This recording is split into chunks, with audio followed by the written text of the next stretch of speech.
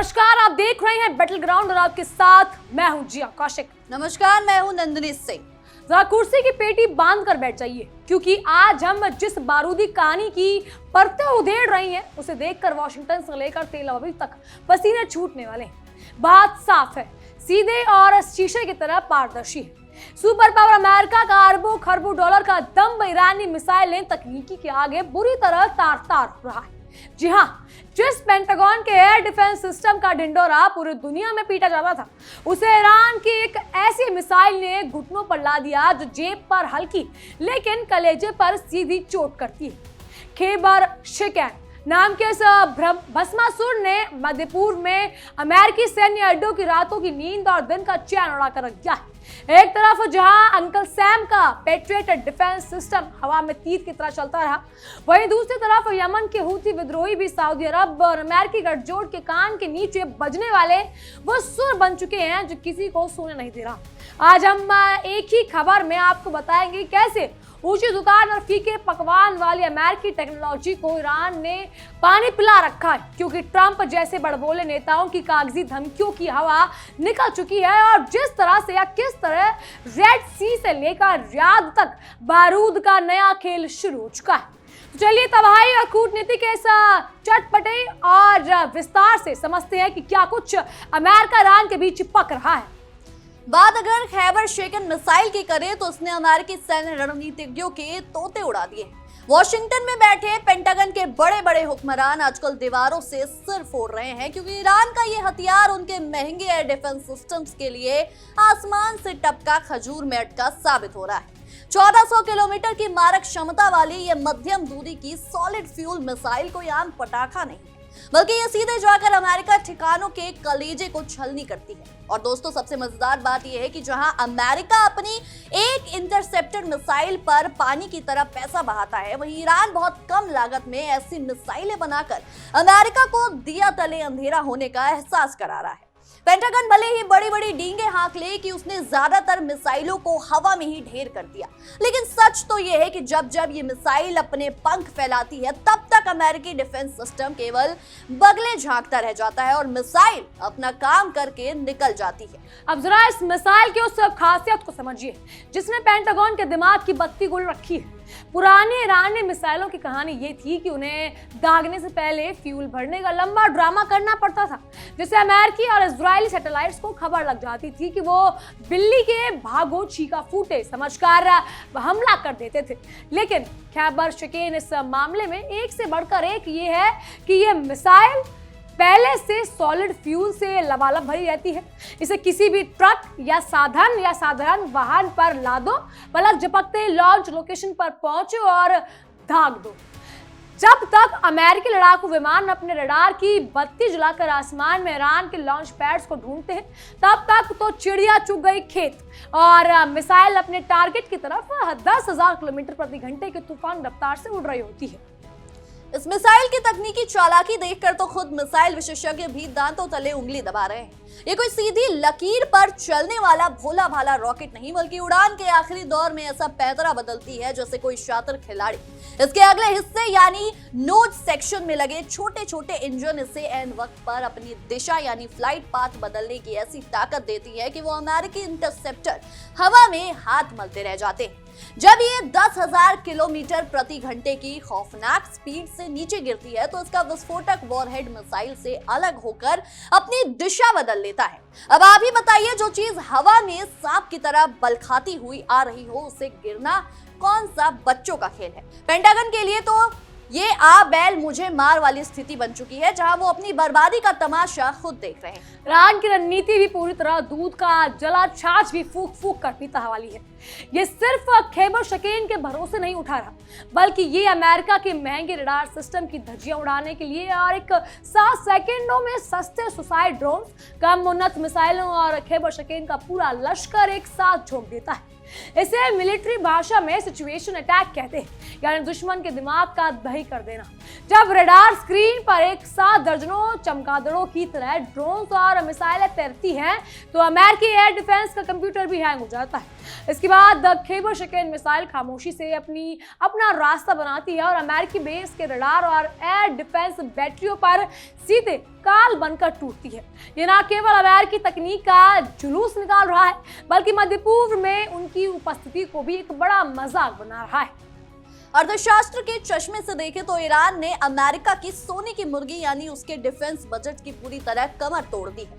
Iran ने अपनी खैबर शेकन की असली कीमत पर भले ही पर्दा डाल रखा हो, लेकिन जानकारों का मानना है कि ये मिसाइल अमेरिकी और इजरायली इंटरसेप्टर्स की तुलना में मुट्ठी भर कौड़ियों के बराबर है। सोचिए, एक अमेरिकी इंटरसेप्टर मिसाइल की कीमत 2 मिलियन से 15 मिलियन डॉलर के बीच बैठती है और ईरान कुछ लाख डॉलर की मिसाइल से उस बहुमूल्य इंटरसेप्टर को हवा में ही फुस करवा देता है।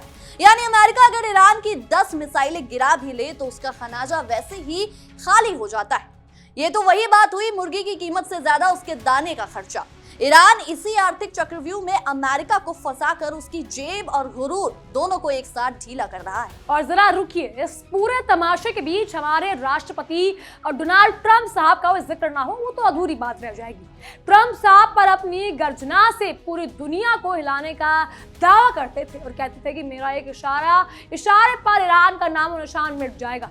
आज अगर इस हकीकत को देखें तो शायद अपनी ही कहीं बातों पर बगले झांकने नजर आएंगे। बड़ा बोलना और फिर मुंह की खाना ट्रंप साहब की पुरानी आदत बन चुकी है। वो ईरान पर पाबंदियों का चाबुक चलाकर सोचते थे कि उन्होंने शेर के दांत तोड़ दिए, लेकिन ईरान ने गुप्त गुफाओं में बैठकर खैबर शेकन जैसी ऐसी घातक मिसाइलें ढाल दी जिसने ट्रंप की सारी मेक अमेरिका ग्रेट अगेन वाली बयानबाजी का पतीला लगा दिया है। ट्रंप का हमेशा से ये मानना रहा है कि दुनिया को केवल पैसे और डंडे के जोर पर आंका जा सकता है, लेकिन ईरान ने ये साबित कर दिया कि जब बात अपने अस्तित्व पर आती है तो जुगाड़ और तीसरी दिमाग अमेरिका के खरबों डॉलर के अमले जमले पर भारी पड़ता है। ट्रंप साहब राष्ट्रपति रहते हुए और उसके बाद भी ईरान को कागजी शेर बताते रहे, लेकिन आज जब वही कागजी शेर अपने खैबर शेकन के पंजों से अमेरिकी सैन्य ठिकानों को नोच रहा है तो वॉशिंगटन के थिंक टैंकों में सन्नाटा पसरा हुआ है। ट्रंप की अत्यधिक दबाव यानी एक्सट्रीम प्रेशर वाली नीति उल्टी अमेरिका के ही गले की फांस बन गई है और ईरान अब उनकी छाती पर चढ़कर मिसाइलों का परीक्षण कर रहा है। अगर आज ट्रंप साहब से पूछा जाए कि आपको वो बड़ी बड़ी धमकियां और लाल लाइन खींचने के वादे कहां गए, तो वो शायद किसी दूसरे देश पर दोष बढ़कर पतली गली से निकाल देंगे। गरजने वाले कभी बरसते नहीं, ये कहावत ट्रंप के ईरान की नीति पर बिल्कुल सटीक बैठती है। ईरान ने दिखाया है कि खोखली धमकियों से जंग नहीं जीती जाती। अमेरिका ने जितना समय मीडिया में डींगे हाँकने में गंवाया, ईरान ने उतना समय अपनी मिसाइलों के नोट सेक्शन में स्टीयरिंग मोटर फिट करने में लगा दिया। नतीजा ये है कि आज अमेरिकी सैनिक बुलेट प्रूफ जैकेट पहनकर भी खैबर शेकन के खौफ से बंकरों में कांप रहे हैं और ट्रंप का वो तथाकथित महाअहंकार ताश के पत्तों की तरह ढह चुका है। पेंटागन की स्थिति आज उस सफेद हाथी जैसी हो गई है जिसे पालना तो बहुत महंगा है, लेकिन जब काम की बारी आए तो वो हल चलाने से मना कर दे। अमेरिका पूरी दुनिया में घूम घूम कर अपने हथियारों का विज्ञापन करता था कि हमारा एयर डिफेंस परिंदे को भी पर मारने नहीं देता, लेकिन ईरान की खैबर शेकन ने उस परिंदे की जगह ऐसा बाज उड़ाया है जिसने सीधे अमेरिकी रडार की आंखें ही फोड़ दी।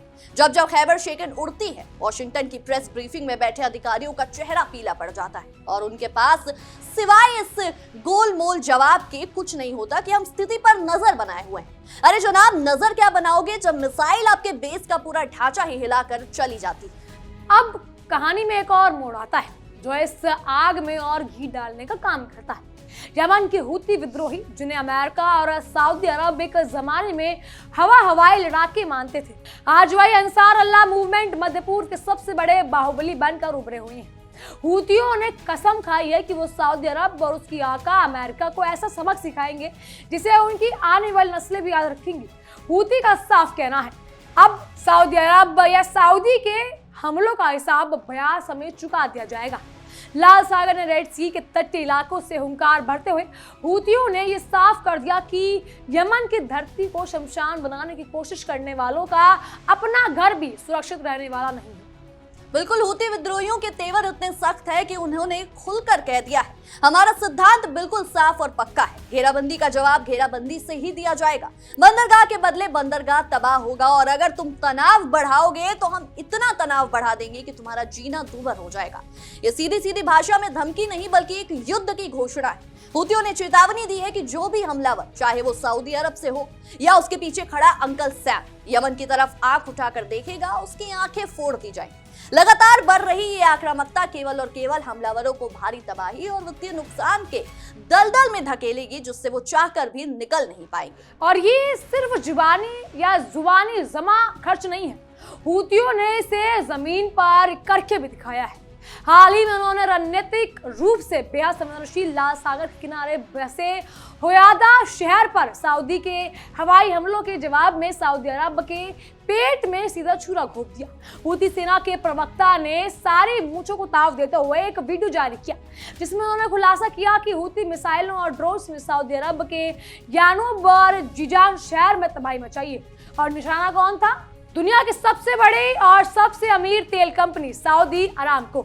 जी हाँ, वही अरामको जो सऊदी अरब की अर्थव्यवस्था की रीढ़ है, जिसके या उसके ठिकानों पर मिसाइलें बरसाकर हूतियों ने दिखा दिया कि उसकी पहुंच कहां तक है।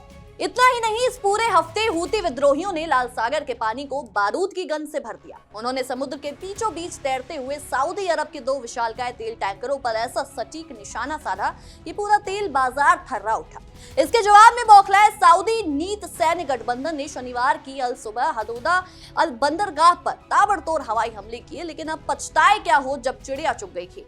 सऊदी गठबंधन जितने बम बरसाता है, हूती उतने ही नए हौसले के साथ एक और मिसाइल सऊदी के पेट्रोकेमिकल प्लांटों पर दाग देता है। ये एक ऐसा दुष्चक्र बना हुआ है जिसमें सऊदी अरब बुरी तरह फंस चुका है और अमेरिका दूर खड़ा होकर सिर्फ अपने माथे का पसीना पोंछ रहा है।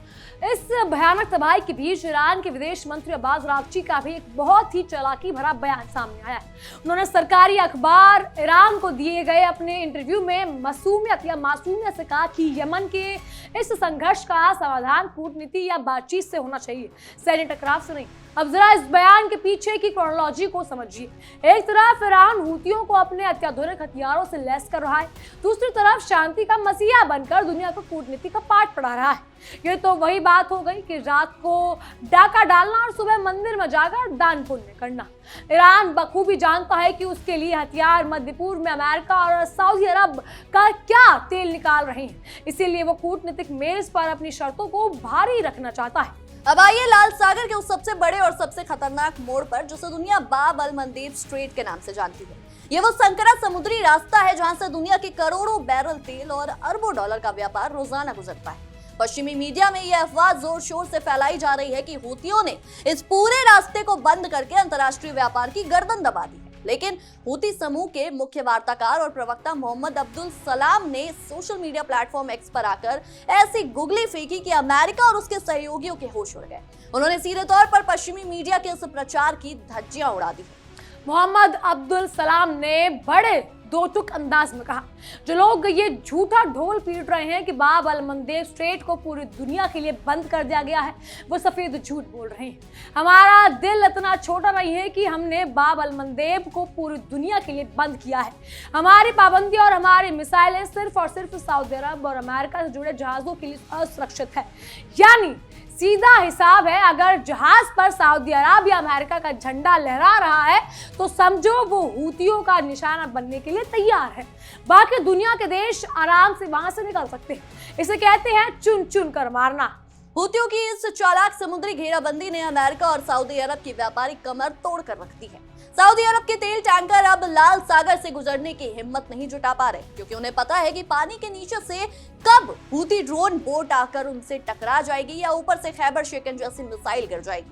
उन्हें अब पूरे अफ्रीका महाद्वीप का चक्कर लगाकर जाना पड़ रहा है, जिससे उनका ईंधन का खर्चा और समय दोनों पानी की तरह बह रहे हैं। अमेरिका जो खुद को समुद्रों का सिकंदर कहता था, उसकी नौसेना लाल सागर में असहाय खड़ी है और हूती विद्रोही अपनी छोटी छोटी नावों से दुनिया की सबसे बड़ी नौसेना को आंखें दिखा रहे हैं। ये पूरा घटनाक्रम दर्शाता है कि मध्य पूर्व में शक्ति का संतुलन अब वॉशिंगटन से खिसक कर तेहरान और यमन के हाथों में चला गया है। अमेरिका ने वर्षों से इस गलतफहमी में जिया कि उसके पास दुनिया के सबसे अत्याधुनिक तकनीक है, लेकिन ईरान और हूतियों के गठजोड़ ने यह साबित कर दिया कि तकनीक से ज्यादा मायने रखती है रणनीति और दुश्मन की कमजोरी पर वार करने की क्षमता। खैबर शेकन मिसाइल की गति और हूतियों की दुस्साहसी रणनीति ने मिलकर अमेरिकी सुरक्षा गारंटी की पोल खोल कर रख दी है। आज मध्य पूर्व के जो देश अमेरिका के छत्र छाया में ऐश कर रहे थे, वो भी सोचने पर मजबूर थे कि जो अमेरिका अपने ठिकानों को नहीं बचा पा रहा, वो उनकी रक्षा क्या करेगा। बिल्कुल, ईरान की खैबर शेकन और हूतियों के हमलों ने अमेरिका के सुपर पावर होने के तमगे पर एक ऐसा दाग लगा दिया है जो आसानी से धुलने वाला नहीं। पेंटागन के अधिकारी अब रात दिन बैठकें कर रहे हैं कि आखिर इस कम लागत वाली तबाही का तोड़ कैसे निकाला जाए। लेकिन समस्या ये है कि अमेरिका जितने का एक इंटरसेप्टर बनाता है, ईरान उतने में पूरी मिसाइल फैक्ट्री खड़ी कर देता है। ये आर्थिक असंतुलन अमेरिका को अंदर ही अंदर खोखला कर रहा है। हल्दी लगे ना फिटकरी और रंग भी चोखा आए वाली तर्ज पर ईरान बिना सीधे युद्ध में कूदे अपने प्रॉक्सीज और मिसाइल तकनीक के दम पर अमेरिका को तड़पा तड़पा कर मार रहा है। अगर हम इस पूरी जंग की परतों को उधार कर देखें तो हमें समझ आएगा कि ये केवल दो देशों की लड़ाई नहीं, बल्कि ये दो रणनीतियों की टक्कर है। एक तरफ अमेरिका का अहंकार, भारी भरकम बजट और पुरानी पड़ चुकी है महंगे हथियारों की रणनीति। दूसरी तरफ ईरान का स्मार्ट, फ्लेक्सिबल और बेहद घातक मिसाइल प्रोग्राम। खैबर शिकैन मिसाइल केवल धातु का एक टुकड़ा नहीं, बल्कि यह ईरान की उस वैज्ञानिक प्रगति का प्रतीक है जिसने पश्चिम देशों के घमंड को चूर चूर कर दिया है। जब ये मिसाइलें 10,000 किलोमीटर प्रति घंटे की रफ्तार से अपने टारगेट की तरफ झपटती हैं तो ये केवल एक बेस को तबाह नहीं करती, बल्कि अमेरिकी सैन्य प्रभुत्व के उस भ्रम को भी तोड़ देती हैं जो पिछले 50 सालों से कायम था। डोनाल्ड ट्रंप जैसे नेताओं ने अपने कार्यकाल के दौरान ईरान के साथ परमाणु समझौते को रद्दी का टुकड़ा समझकर फाड़ कर फेंक दिया। उस समय ट्रंप को लगा होगा कि वो ईरान को घुटनों पर ला देंगे, लेकिन ईरान ने उस पाबंदी को अपने लिए एक वरदान बना लिया। उसने बाहरी दुनिया पर निर्भर रहने के बजाय खुद को missile engine, solid fuel technology और गाइडेंस सिस्टम विकसित किया। आज परिणाम सबके सामने। ट्रंप साहब रैलियों में माइक तोड़ते रह गए और ईरान ने खैबर शेकन बनाकर अमेरिकी अड्डों की नींव हिला दी। ये इस बात का सीधा साधा जीता जागता मिसाल है कि अति सर्वत्र वर्जित अमेरिका का अत्यधिक घमंड ही आज उसके विनाश का कारण बन रहा है। बिल्कुल, सऊदी अरब की हालात तो इस समय धोबी का कुत्ता न घर का न घाट का जैसी हो गई। एक तरफ उसने अमेरिका के कहने पर यमन के पैर फंसा लिए या यमन में पैर फंसा लिए, और वही अब हूती विद्रोह उसकी सबसे बड़ी कमाई के जरिए सऊदी अरामको को निशाना बना रहे हैं। लाल सागर यानी रेड सी में उसके तेल टैंकर जल रहे हैं और अमेरिका सिर्फ संतावना के 2 शब्द बोलकर अलग हट रहा है। अब जब हुदादा में पर सऊदी अरब हमले कर रहा है तो हूती उसकी 2 गुना ताकत से रियाद और जिजान पर मिसाइलें दाग रही। अब जब सऊदी अरब को समझ आ रहा है कि अमेरिका की बैसाखियों पर चलकर वो कभी अपनी सुरक्षा की सुनिश्चित नहीं कर पाएगा, क्योंकि जब खैबर शिकैन और हूती ड्रोन्स का हमला होता है तो अमेरिकी बैसाखियां सबसे पहले टूट जाती हैं। मध्य पूर्व का ये सुलगता हुआ संकट अब उस मुकाम पर पहुंच गया है जहां से वापसी का कोई आसान रास्ता नहीं दिखता। वॉशिंगटन के रणनीतिकार अब दबी जबान में स्वीकार कर रहे हैं कि मध्य पूर्व में अमेरिकी बेस अब सीटिंग डेक्स यानी आसान शिकार बन चुके हैं। खैबर शेकन मिसाइल की रेंज में लगभग हर अमेरिकी ठिकाना आता है और जिस तरह से ये मिसाइल दिशा बदलने में माहिर, उसे देखते हुए अमेरिकी सैनिकों का हर दिन खौफ के साए में गुजर रहा है। पेंटागन चाहे जितने अतिरिक्त सैनिक या पैट्रियट मिसाइलें वहां भेज दे, लेकिन जब तक उनके पास खैबर शेकन की गति और दाव पेच का तोड़ नहीं होगा तब तक वो केवल अपनी नाकामी पर पर्दा ही डालते रहे। ईरान की रणनीति ने चीन और रूस जैसे अमेरिकी विद्रोही को भी एक नया मॉडल दे दिया है। दुनिया अब देख रही है कि कैसे खरबों डॉलर की अमेरिकी रक्षा तंत्र को कुछ मिलियन डॉलर की मिसाइलों से पंगु बना जा सकता है। यह असिमेट्रिक वॉरफेयर का सबसे बेहतरीन उदाहरण है। अमेरिका ने अपने हथियारों को इतना जटिल और महंगा बना दिया है कि वो खुद उनके लिए बोझ बन गए। ईरान ने इसका फायदा उठाया कि और उसकी ऐसी मिसाइल बनाई जिस तरह जल्दी लॉन्च हो जाती है और सस्ती, और सबसे बड़ी बात अमेरिकी रडार की आंखों में धूल झोंकने में 100% उस्ताद है। बाब अल मंदेब स्ट्रेट में हूतियों का नियंत्रण और खैबर शेकन की दहाड़ दोनों मिलकर अमेरिकी नौसेना की श्रेष्ठता के दावे की धज्जियां उड़ा रहे हैं। अमेरिका जो खुद को ग्लोबल पुलिस कहता था, आज लाल सागर में एक छोटे से विद्रोही गुट के सामने गिड़गिड़ाने की स्थिति में आ गया। हूतियों ने यह साफ कर दिया है कि जब तक यमन पर जुल्म बंद नहीं होंगे और जब तक अमेरिका मध्य पूर्व में अपनी टांग अड़ाना बंद नहीं करेगा, तब तक लाल सागर का पानी सऊदी और अमेरिकी जहाजों के लिए लाल ही रहेगा। ये नया मध्य पूर्व है जहां अब शर्तें वॉशिंगटन में नहीं बल्कि तेहरान और साना के बंकरों में तय हो रही है। इस पूरे घटनाक्रम से एक बात तो साफ हो गई है कि कूटनीति के मेज पर अब अमेरिका का पलड़ा भारी नहीं रहा। ईरान के विदेश मंत्री जब शांति और बातचीत की बात करते हैं तो उनके पीछे खैबर शेकन मिसाइल की ताकत होती है। अमेरिका अब ना तो ईरान पर सीधा हमला करने की हिम्मत जुटा पा रहा है और ना ही अपने सहयोगियों पर जैसे सऊदी अरब और इजराइल को सुरक्षा देने की गारंटी दे पा रहा है। अमेरिका की ये बेबसी उसके इतिहास का सबसे काला अध्याय बनती जा रही, जहां उसका बारूद उसी के गले का हार बन गया है। पेंटागन की अंदरूनी रिपोर्ट्स अगर लीक हो जाए तो दुनिया को पता चलेगा कि अमेरिकी जनरल रात को सो नहीं पा रहे। उन्हें डर है कि अगर युद्ध और फैला तो ईरान खैबर शेकन के नए और घातक वेरिएंट्स मैदान में उतार देगा, जो और भी तेज और सटीक है। जब एक मिसाइल 10,000 किलोमीटर प्रति घंटे की रफ्तार से किसी देश के कमांड सेंटर पर गिरती है तो वहां संभलने का एक सेकंड भी नहीं मिलता। अमेरिका का तथाकथित आयरन डोम या पैट्रियट सिस्टम उस समय किसी शो पीस की तरह चुपचाप तबाही देखता रह जाता है। संक्षेप में कहें तो ईरान की खैबर शेकन मिसाइल ने अमेरिका की युद्ध नीति का जुलूस निकाल दिया है, सस्ती भी और घातक भी। और ये कॉम्बिनेशन आने वाले समय में दुनिया भर के युद्धों की परिभाषा बदलने वाला है। अमेरिका ने दूसरों के लिए जो गड्ढा खोदा था, आज वो उसी गड्ढे में गिरता नजर आ रहा है। ट्रंप की हवाबाजी और पेंटागन के दावों की हवा निकल चुकी है और मध्य पूर्व के आसमान में इस समय केवल एक ही नाम गूंज रहा है, खैबर शेकन। तो दोस्तों, ये थी मध्य पूर्व के बारूदी खील की पूरी और चटपटी इनसाइड स्टोरी, जहां अमेरिका का घमंड ईरान की तकनीक के आगे पानी भरता नजर आ रहा है। अब देखना ये होगा कि अंकल सैम अपनी इस जग हंसाई को रोकने के लिए कोई नया पैतरा आजमाते हैं या फिर खैबर शेकन के खौफ से अपना बोरिया बिस्तर बांधकर मध्य पूर्व से निकलने में ही अपनी भलाई समझते हैं। बहरहाल, हमारी आज की इस विशेष रिपोर्ट में इतना ही। आपके इस विषय में क्या कुछ राय है, क्या कुछ सोचते हैं, हमें कमेंट सेक्शन में जरूर बताएं। तब तक के लिए देखते रहिए इंडिया डेली 24/7 और हमारा खास शो बैटल ग्राउंड। देखिए इंडिया डेली 24/7 अब आपके स्मार्ट टीवी पर। इंडिया डेली मौजूद है सभी डिजिटल प्लेटफॉर्म पर लाइव और लगातार। इंडिया डेली 24/7 हर दिन राष्ट्र को समर्पित।